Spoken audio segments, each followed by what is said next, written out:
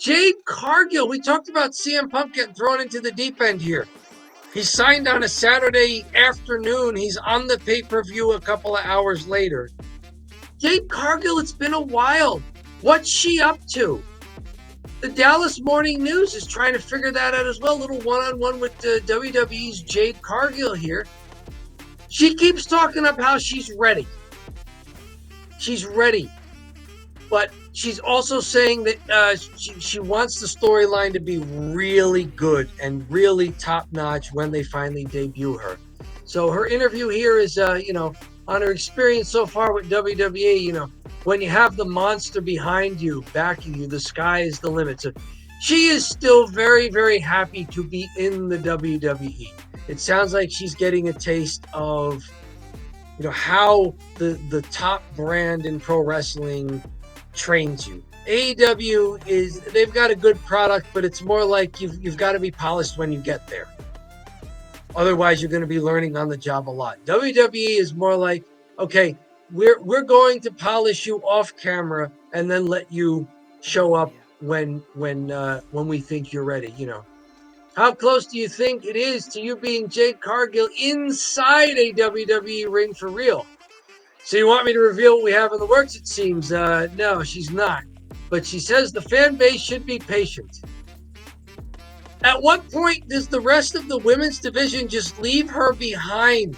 Because the women's division is so hot in the WWE. I want to see Jade Cargill wrestle, but are they risking people just forgetting about her? Yeah. There's so much else going on. Kind of interesting to hear her sort of blame AEW for not training her well enough, for not being a good wrestler. Does it sound like that a little? Yeah. Not exactly showing a lot of accountability. So I don't know if she's going to come in as a heel, but that is definitely some heel stuff. Ultimately, that could be true. They kind of pushed her a little fast, and I think that's probably an honest observation from her.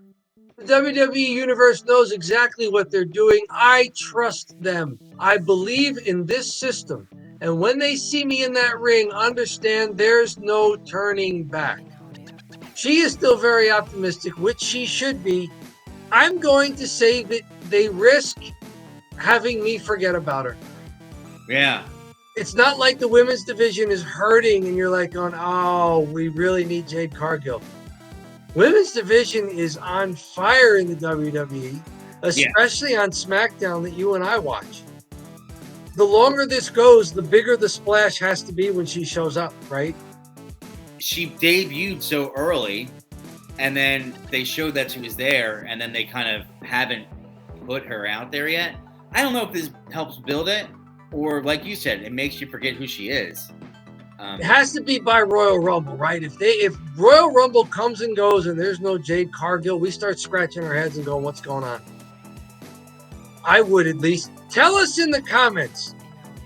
What are they running out of time to really pull the trigger on Jade Cargill here? And tell us in the live chat if you're watching right now on the live stream. One thing I'll point out, if she does debut in the Royal Rumble, that's not an easy match. No, it's not, right? There's a lot of spots involved and a lot of communication to get all 29 or 30 of the wrestlers in and get one remaining. Yep. And that's really tough. So if there's a concern with her, just like where she's at from a pro wrestling standpoint, I'm not so sure I would want to debut her at the Royal Rumble, unless you're gonna have to have her in the corner and really be. Natalia's gonna have to be talking to her the whole time, It'll just be Natalia and her, and Natalia be like, "All right, do this." Well, then we know that Natalia's got to be in the Royal Rumble, and she can't get knocked out early. No, she'll have to hang in there with Jade. Tell her what to do.